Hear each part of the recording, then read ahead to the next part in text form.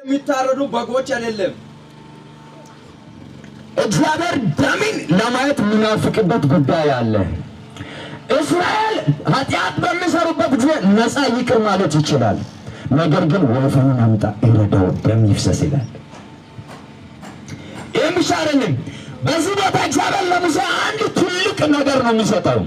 ሁላችሁ በብሉይ ኪዳን እያንዳንዱን ነገር ስህተት ከሳትክ ፍርድ በላይ ነው የሚወርደው። አስራቻል ሙሴን ድንጋይን ምታ ባለ ጊዜ ከእግዚአብሔር ትእዛዝ ውጪ ስለመጣ ነው ሙሴን እግዚአብሔር በሙሴ ላይ የተቆጣው። ምክንያቱም ጳውሎስ ሲናገር ያ ድንጋዩ ክርስቶስን ይወክላል አለ። ተራ ድንጋይ አይደለም። በምድረ በዳ ላይ ምንጭን ያፈለቀው ተራ ድንጋይ አይደለም። እላችሁ እዚህ ደም ላይ ትልቅ ነገር ነው። እግዚአብሔር የሰጠውን ሙሴ ጻፈው ይላል። በእምሮ አይደለም የሸመደደው። ከጻፈ በኋላ 12ቱንም ነገድ የሚወክለው ያን ነገር ሙሉ ከጨረሰ በኋላ አሁን እንዲህ ነው የሚያደርገው።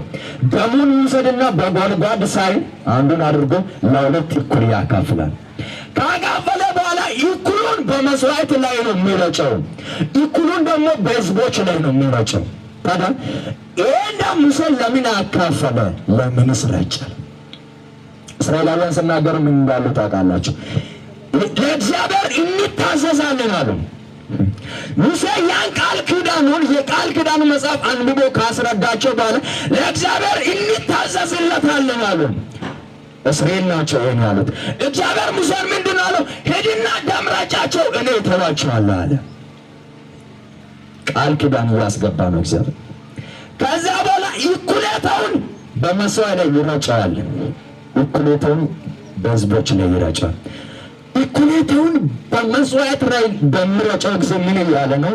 እግዚአብሔር ኃጢአታቸውን ሁሉ ይቅር ብያለሁ። ኢየሱስ ጌታ ነው። በመስዋዕቱ ላይ የሚረጨው ያ እግዚአብሔር ኃጢአታቸውን ይቅር እንዳለ የእግዚአብሔር ምሕረት በእስራኤል ላይ ዳግም እንደመጣ ዳግም በደሙ በኩል እንደቀደሳቸው ያሳያል። በሕዝቡ ላይ የሚራጨው ምንድን ነው?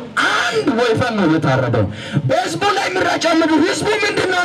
እንታዘዛለን፣ የእግዚአብሔርን ቃል ኪዳን ሰምተናል፣ እንታዘዝለታለን አለ። ከእግዚአብሔር የሚሻለን የለም። ለእግዚአብሔር ልንታዘዝለት ዘንድ ቃል ገብተናል። 7 ላይ እንዲህ ነው ብለው የቃል ኪዳኑን መጽሐፍ ወስዶ ለሕዝቡ አነበበላቸው። እነርሱም እግዚአብሔር ያለውን ሁሉ እናደርጋለን እንታዘዝለታለንም አሉ። ሁላችሁ እንዲህ ነው እግዚአብሔር ሙሴ ያሉ እግዚአብሔር ይሄን እንደምን አድርግ ብሎናል አይደል? አዎ። ታዲያ የእኛን ኃጢአት ይቅር ብለን አይደል? አዎ።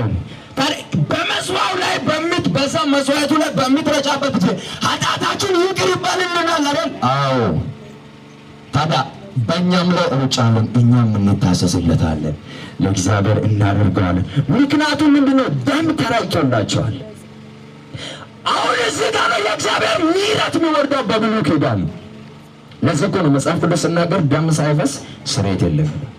በአዲስ ኪዳን ብቻ አይደለም። እግዚአብሔር በሰው ልጆች ቃል ኪዳንን ከጀመረበት ጊዜ አንስቶ በደም ነበር ይቅርታ ያደረገው እና እነኚህ ሰዎች በዚህ ተማምነዋል። እሺ ብለዋል፣ ደም በመረጫ እሺ። ታዲያ ጴጥሮስ ይህ እንደማይቶ ደም እስራኤል ላይ ድሮ ሲረጫ ነበረ እሱ ጥላ ነው አለ።